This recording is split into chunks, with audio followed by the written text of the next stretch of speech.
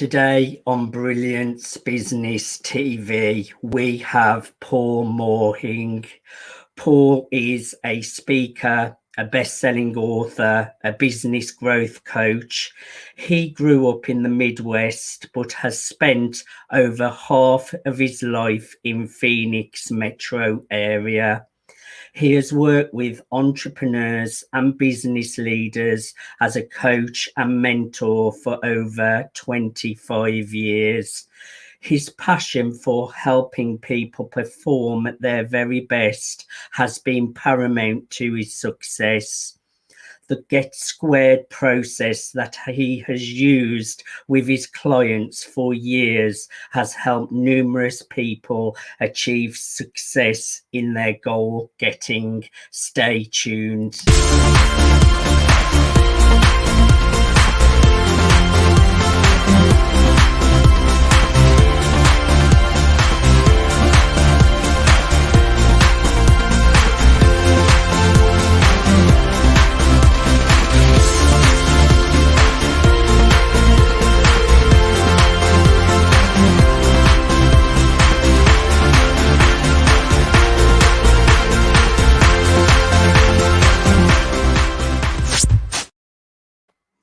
Welcome to Brilliance Business TV, conversations with leading experts in business.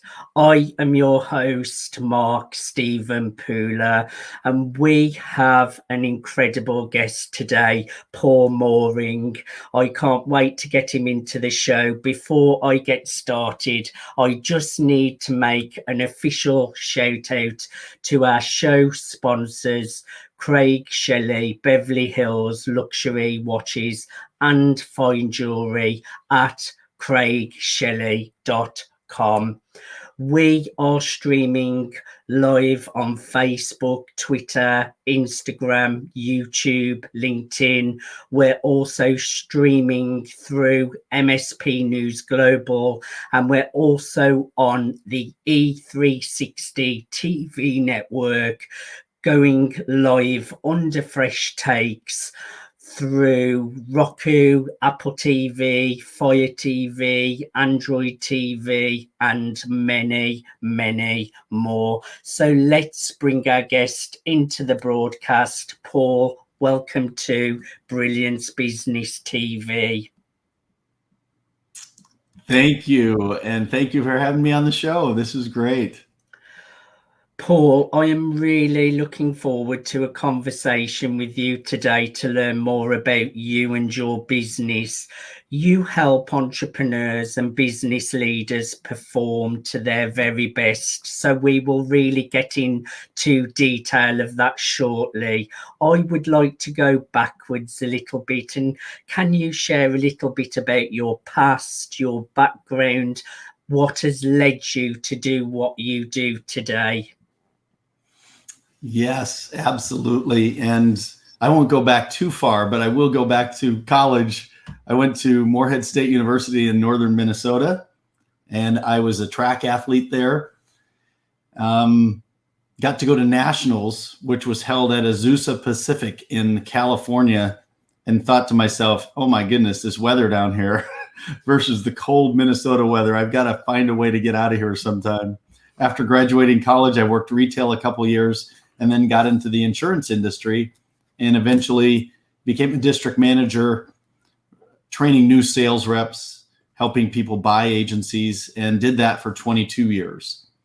Somewhere along the way, I decided that I really liked the coaching part of the business, but I didn't have a lot of time to do that with the job responsibilities. So I went to a training course, became a certified coach, use that with my business owners. And then in 2020, in January, I made the leap to coaching full time and haven't turned back.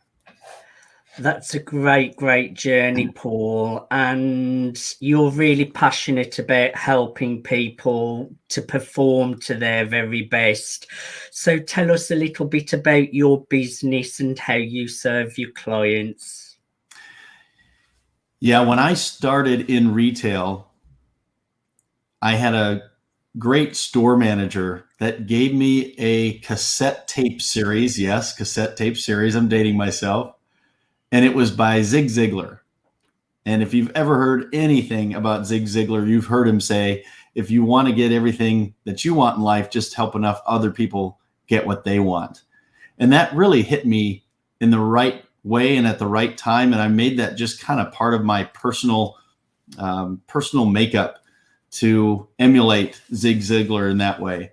So I never have to really worry about what I'm going to get if I'm helping everybody else around me get what they want. So that's the basis for my coaching. And we go in to businesses and business owners, and we help them either get unstuck from the position that they're at, or we help them shoot out of a cannon, circus cannon that is, if they're in the startup phase. And we go in and look for pain points, and we look to eliminate those pain points so that they can grow at the pace that they're wanting to grow to. And it is so much fun to watch that happen.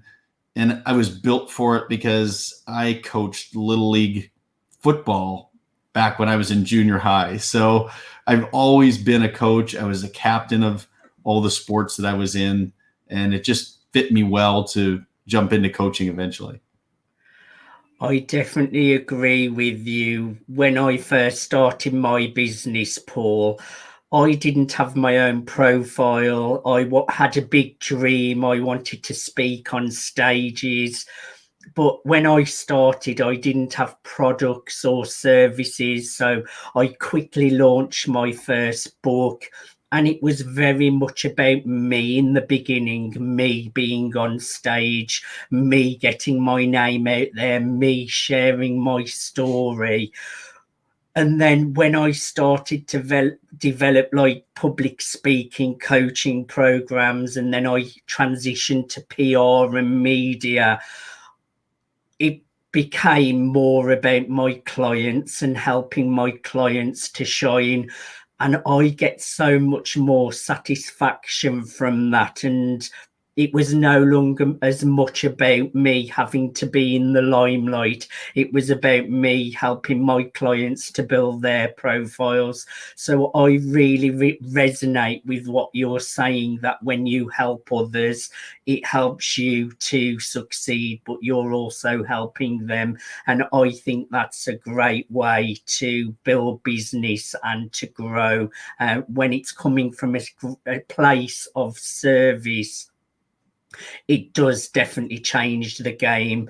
So tell us a little bit about performing to our best. How can we all perform to our best, Paul? Great question. And we all have so much inside of us, and we get in our own way so much. So a lot of times when I'm working with new clients, we're looking to break down those barriers on performance. So many times it's what you would call user error, right? The individual is getting in their own way and they're holding themselves back. So we really work on getting a foundation for setting goals and following up on those goals so that they can become goal getters instead of just goal setters. And it really helps them get focused on doing the things that they need to do on a day in, day out basis to hit their long-term goals. Let's talk a little bit about goal setting and goal getting. I myself, Paul, some of my goals are huge, but it's also really important to have those micro goals, like your little steps every single day, what you will tick off every single day to get you to the next day and the next day. And that is what helps you to get to those bigger goals. Are you about big goals or micro goals? Tell us a little bit about that. Well, I think you're right on. You've got to set those big goals. The goal that you're writing down on a piece of paper or typing into your computer, and you kind of look over your shoulder and say, gosh, I hope nobody sees me writing this. I'm almost embarrassed about this goal. I'll tell you one of mine, just because I'm embarrassed to tell you about this goal. As I was making the transition in, one of the ways that I was going to build my business is through networking and then through getting on stage and speaking like what you've done in the past. Obviously, COVID shut that down a little bit, but oftentimes we have these epiphanies in weird places. I might be out on my bicycle riding up a mountain and all of a sudden come up with an idea. Sometimes I'm in the shower and just the warmth of that steam shower coming down, all of a sudden you're thinking of something. And I said to myself, why can't I be the next Zig Ziglar? And it's kind of funny saying it, but I started saying to myself, well, Zig Ziglar was just a guy at one time. Why can't I do that?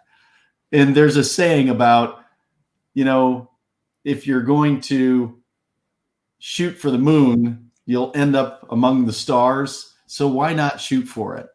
And it was just those big goals, I think, have to be out there hanging and looming to help you break that down to a daily basis. So absolutely, what you're doing is perfect. And you should be embarrassed about some of those goals. They're so big that they just feel silly even saying them out loud.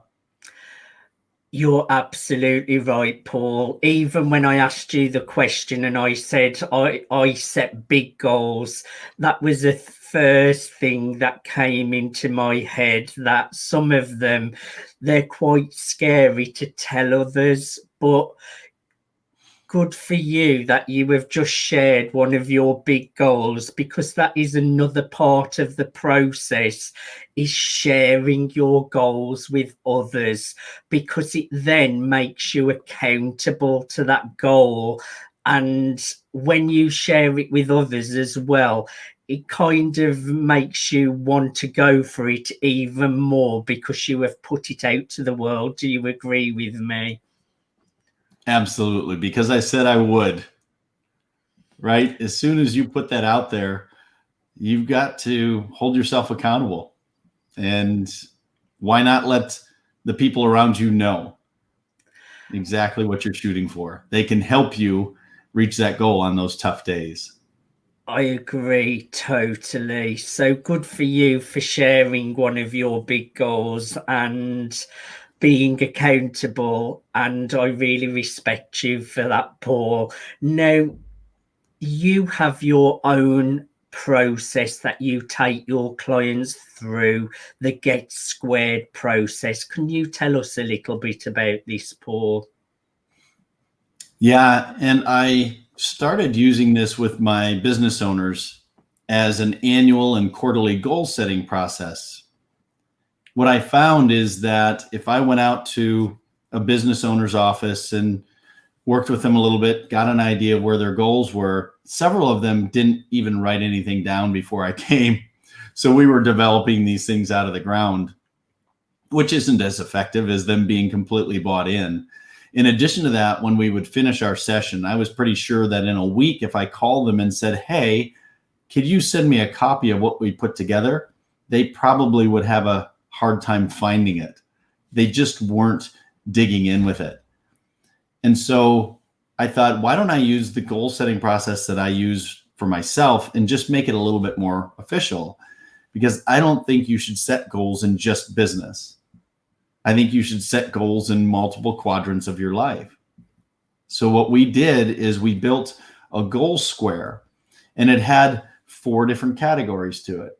It's got family, it's got business, it's got personal, and it's got spiritual. And then we would have our business owners fill that out. Now, we didn't ask them for all of the details in their personal categories, but we just strongly encouraged them to do it. Some of them did share with us because they wanted to share with somebody what they were planning and doing. I had people that had left the organization, retired, 3 years later, write me a note saying, I can't thank you enough for this goal setting process. I'm still using it today. And it just touched me in such a way that said, aha, you're onto something here. So we have them set those goals, and then we have them go through another process where we prioritize those 4 goal boxes, so to speak. And we want the most important ones up front, up on the first 2 boxes. And we try to get them to think about driving a car down the road, and those are their front 2 tires. if they were to blow their front left tire on a 2-lane road, it's going to pull them into oncoming traffic where they could end up, lights out with a semi.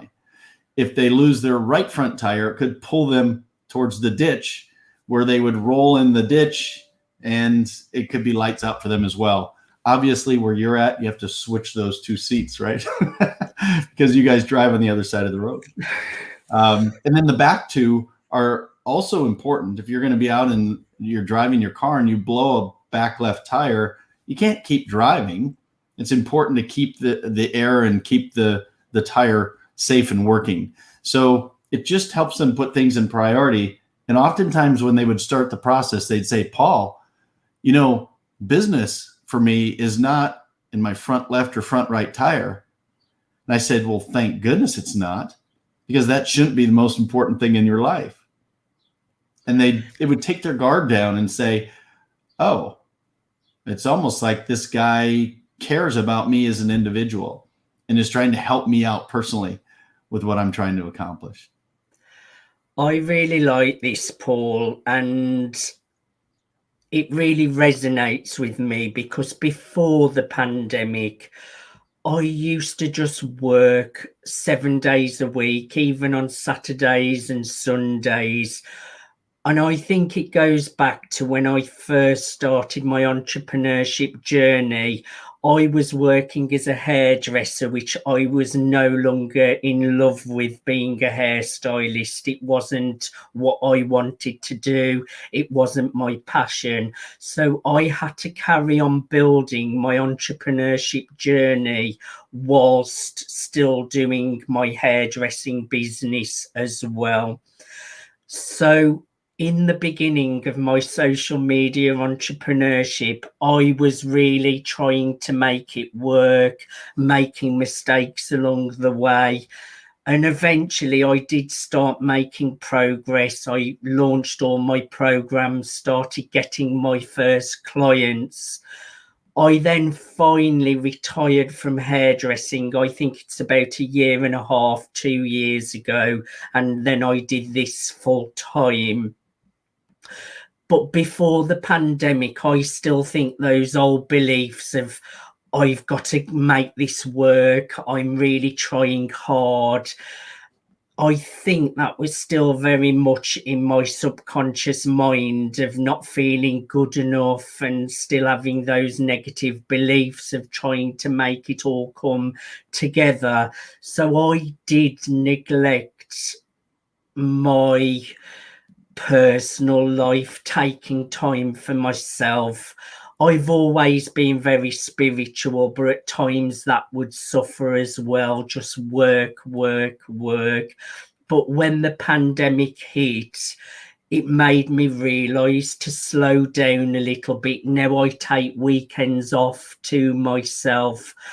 I got more spiritual. I invest a lot of time in personal development and self-improvement and family. I spend more time with family, taking that time out to go and see my dad, spending time with parents.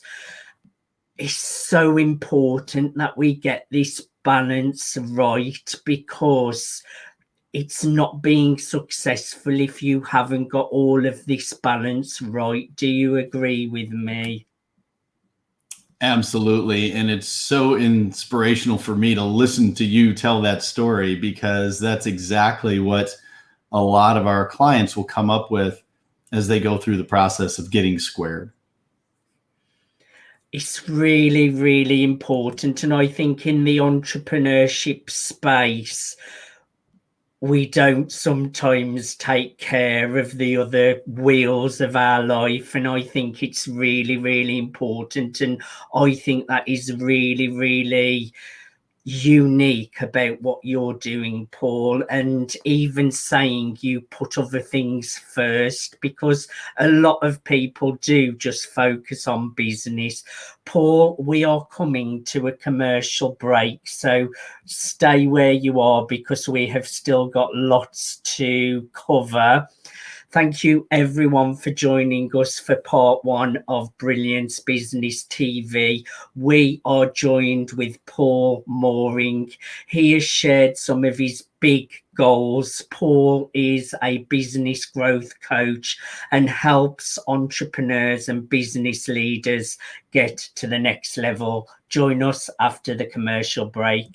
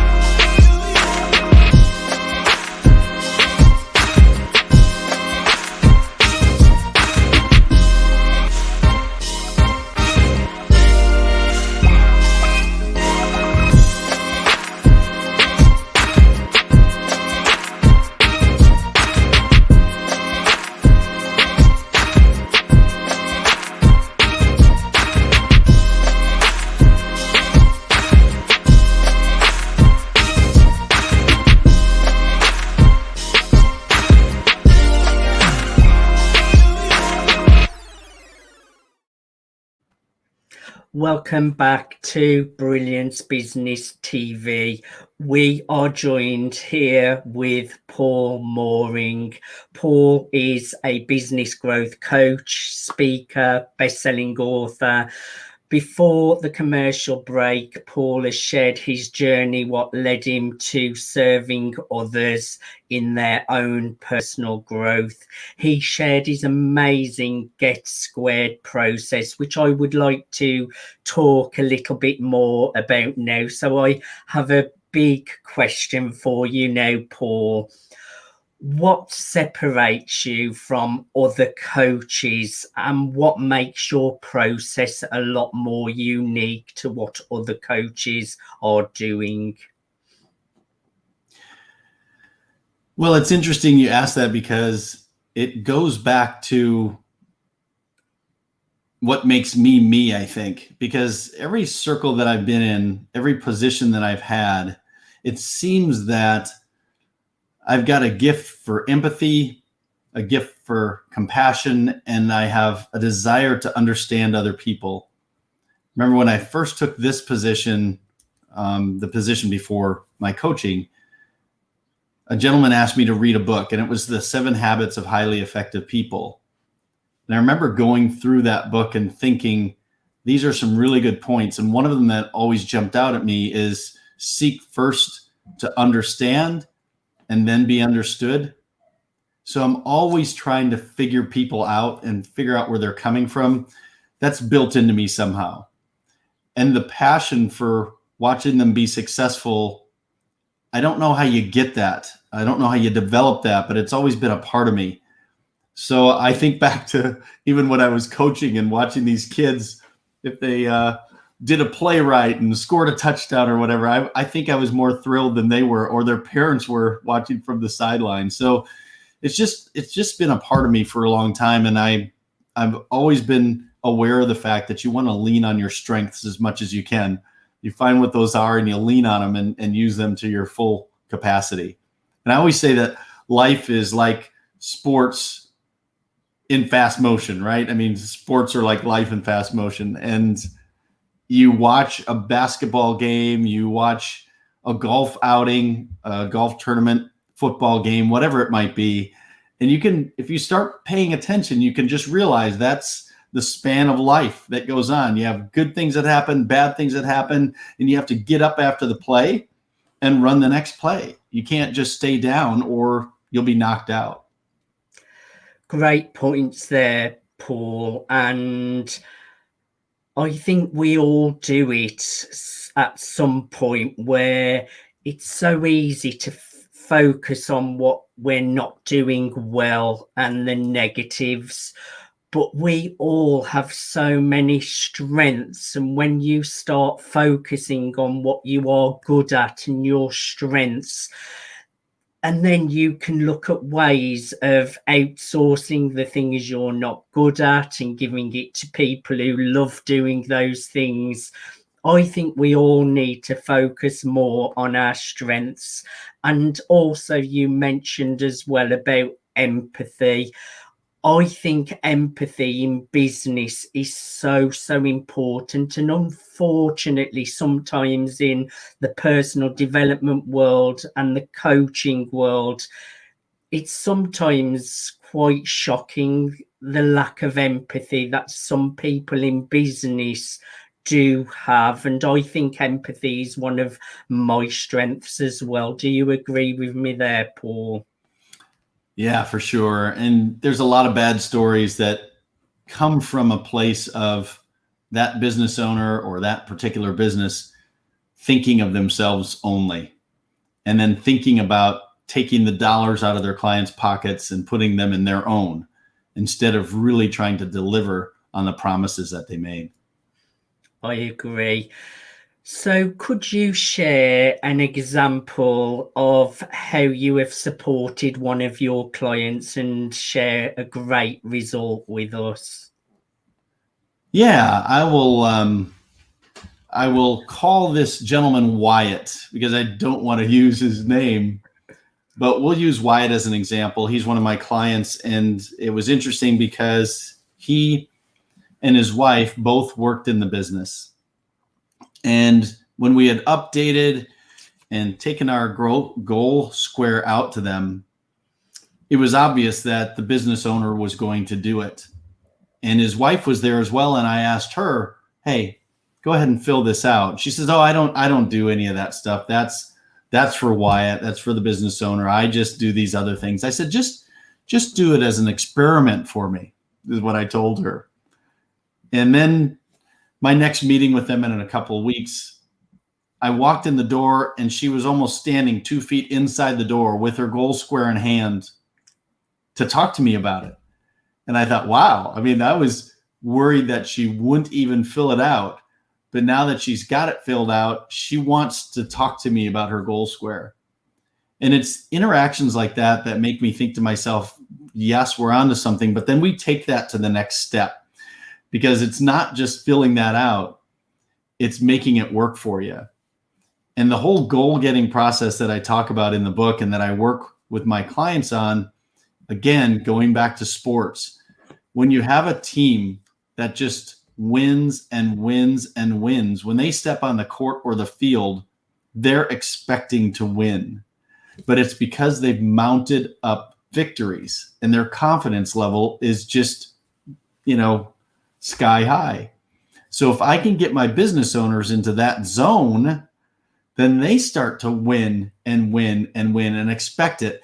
And again, those blockers that you have inside yourself, inside of your head, that tell you, like when you started, am I really good enough to do this? I don't know that I am. How can I be up on stage giving a presentation? Do I deserve to be here? There's a lot of blockers that people put out there in their own way that we help them kind of work around by doing these things. But what I found is that if you could get somebody winning on a regular basis, they are hard to knock down. And I'll just jump into one more example. When Tiger Woods was on his winning streak in golf, you would watch tournament after tournament on the back nine on Sunday, these other players just falling apart because they knew he was there. They knew he was coming. And he's so hard to beat on a Sunday afternoon on the back nine. His mental trust in himself was so strong that it almost made others look like they were crumbling under that pressure. And that's the kind of winning that I want my business owners and their teams to go through. That's a great point, actually, getting into a space of expecting to win. And it actually reminds me of someone I'm studying really hard at the moment. His name is Neville Goddard. He's a real, it's just incredible. His work is incredible. It goes back to like 1930s. And he has you do your vision in your mind. But rather than thinking how's it going to come to fruition, once you have visualized it, you see it as already done and just carry on with your normal life, and it will manifest into reality. Obviously you take action along the way, but I think there's something really powerful about seeing your vision and your goals, but visualizing that it's already done. And that reminded me a little bit of what you've just said, of expecting to win, knowing that the goals are already done. You just need to take those steps to meet up to where the goal and the vision is. Does that make sense to you? It really does. And I think the most powerful thing for me that I follow is my vision document.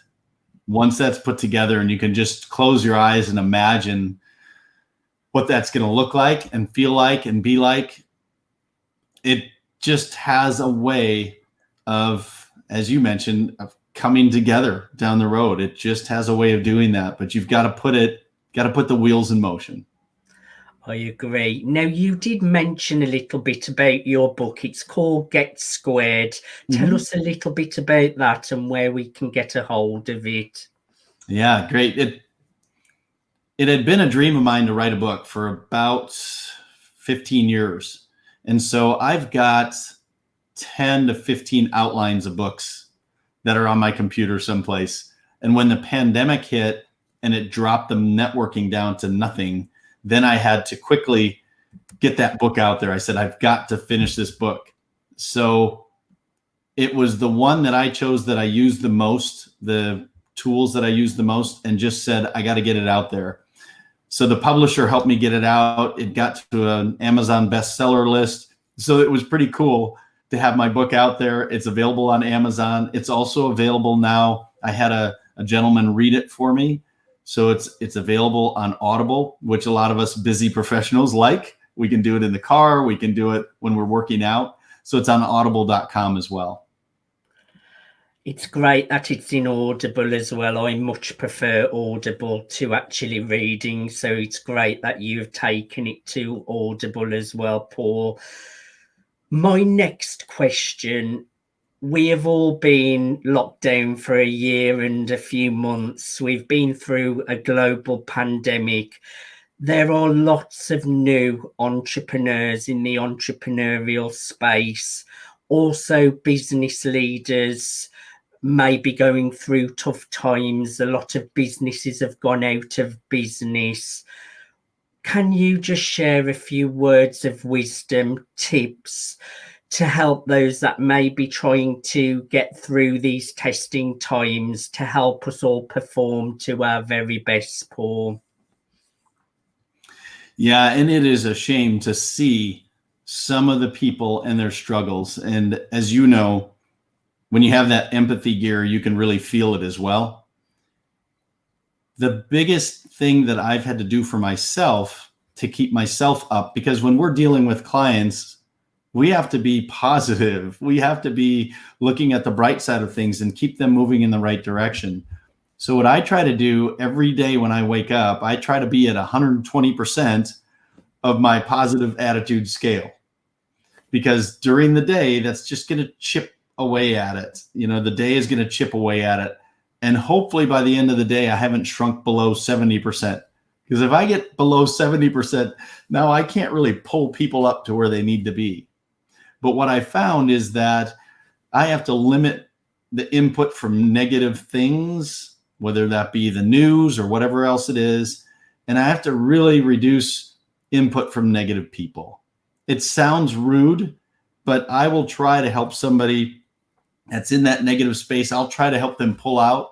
But after 3 or 4 or 5 tries and they're not moving anywhere, all they're doing is forcing me to wake up that next day at only 90% of my positive attitude, and I got to be at 120. So those things are helpful. And then exercising and getting out and doing some of those things, that pumps up endorphins in your body and gets you moving in the right direction. Lastly, I'll mention laughter is a healthy thing for us. So I don't care if you have to go back to replaying Seinfeld episodes, whatever it might be. give yourself a chuckle if you can.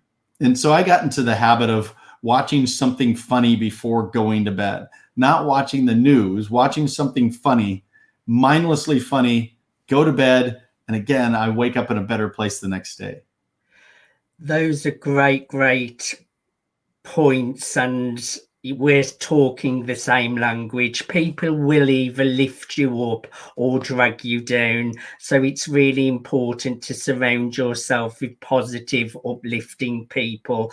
And like you mentioned, you're helping people to be their very best, so that means you have to be your very best. So it's really important that you stay to your best.